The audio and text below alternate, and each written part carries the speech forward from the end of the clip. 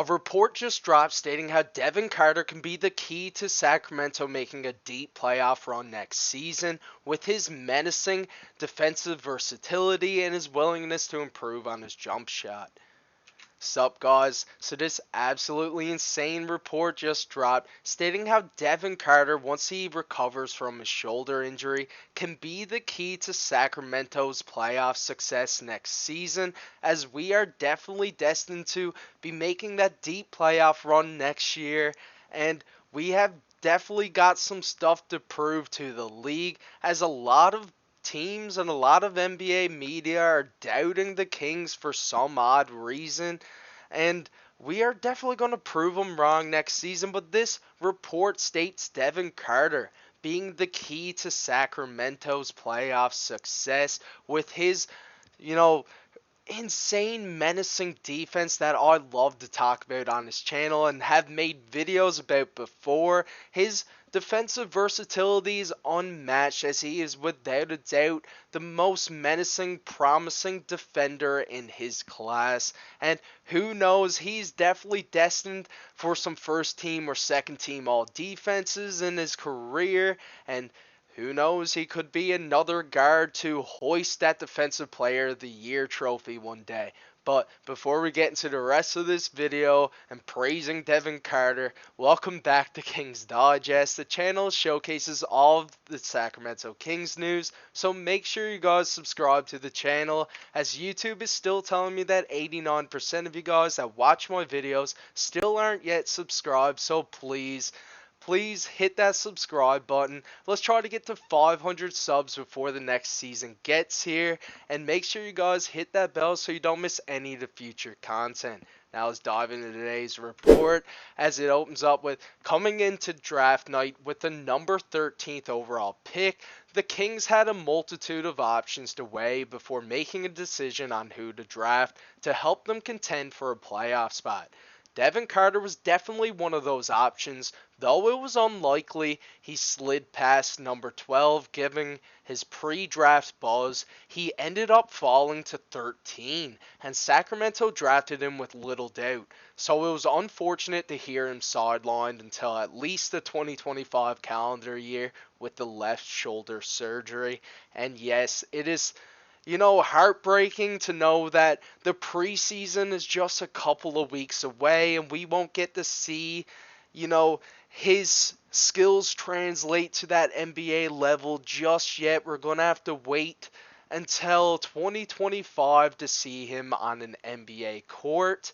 And it just breaks my heart, man. You gotta be sad for the guy. Like, you just get drafted and then this devastating injury happens, and it just, it delays you from living out your dream. But he will bounce back, and I have no doubt in my mind that he will still excel and exceed every expectation that the Sacramento Kings front office may have on him.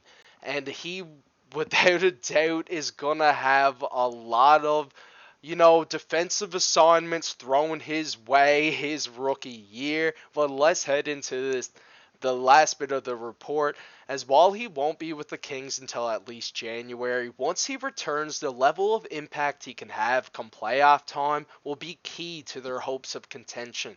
The addition of DeMar DeRozan will give them a boost offensively, but the event creation and rebounding that Carter provides on the defensive end are hard to overstate.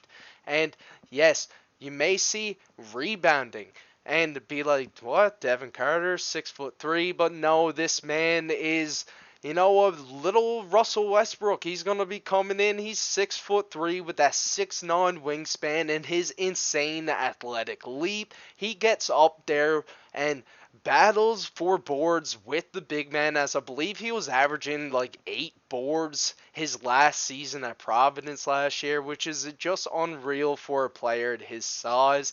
And it just further proves, how I always say he's so versatile on that defensive end, and I'm just so happy that he slid past that number 12 spot and we got him with the 13th pick, because that is just without a doubt a player we need Now, I know a lot of people were thinking we were going to get a taller wing player, more so somebody like a Ron Holland in the draft, but obviously he ended up going to Detroit. But I mean, Devin Carter, although he's 6'3", he plays like a small forward would. I mean, with his 6'9" wingspan, he's capable of getting up there and blocking a ton of shots, which I will definitely get into in this report.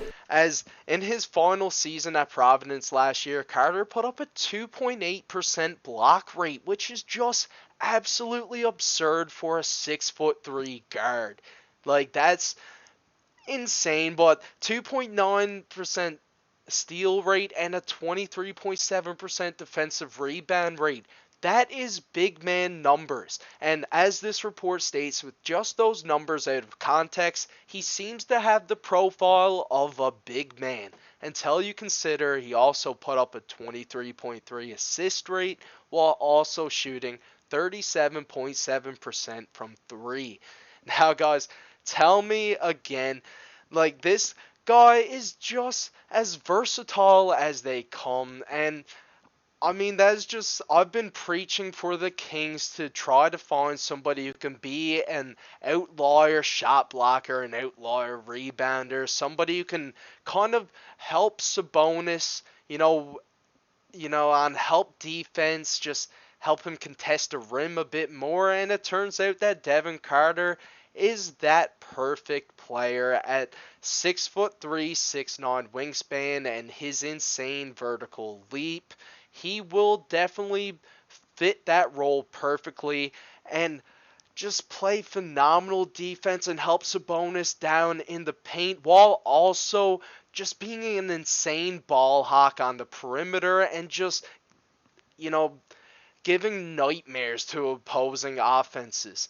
And as this report states, this versatility is a guard is enabled by 6'9" wingspan, which allows him to rack up blocks, steals, deflections, and grab rebounds at a supremely high rate. Along with that, Carter brings high-level decision-making and promising shooting that makes him an ideal dribble, pass, shoot, and defend wing for the Kings.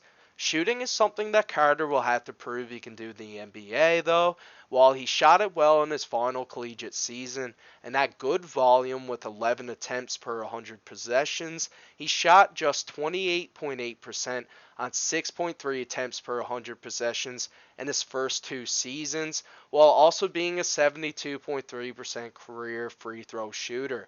So, although he has been steadily developing that jumper more and more throughout his season, with his last year in the collegiate level, he did put up impressive shooting numbers with 37.7% from 3, but that is just something new from him, as he hasn't really shown that consistency yet, as he kind of struggled a bit in his first 2 years.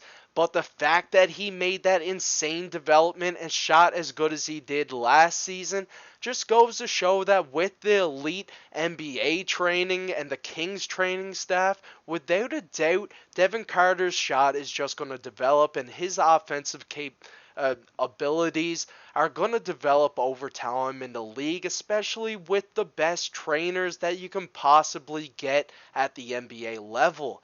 So that's not something I'm worried about. I'm just hoping he comes in and makes that impact for us defensively, as I'm not too worried about the offensive side of the ball, as we clearly got the offensive talent on our roster already. Let's head into the last report, though.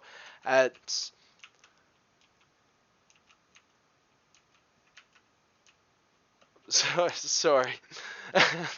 With his last report, though, if he can shoot it well, it will make his transition to the NBA that much easier, especially coming off of injury. And if he can provide his passing and event creation, such as causing turnovers, for opposing offenses, and rebounding at a high level by the time the postseason rolls around, he'll make the Kings' chances of advancing to the second round that much higher. And for that reason, the Sacramento Kings need Devin Carter.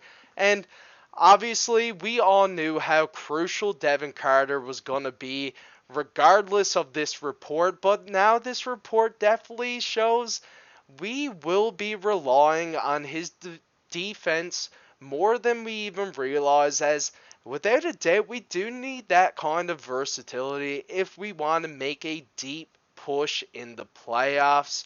And without a doubt, giving him some of tough defensive assignments, and he will definitely be up for that when he comes back from his shoulder surgery.